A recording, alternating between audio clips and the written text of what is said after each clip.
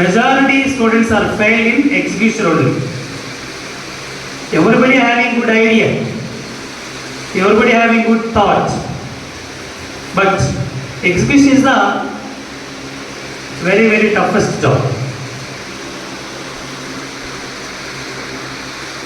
See one thing,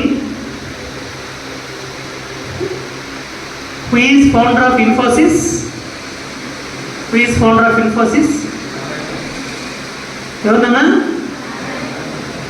Narayanan గారు. ఇన్ఫోసిస్ అంటానే బాగా గుర్తుకొచ్చే వ్యక్తి పేరు ఏంటంటే నారాయణన్.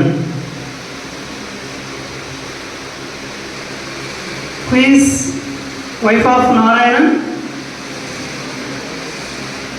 ఏ పేరమ్మా? సుధామూర్తి. ఆమె మన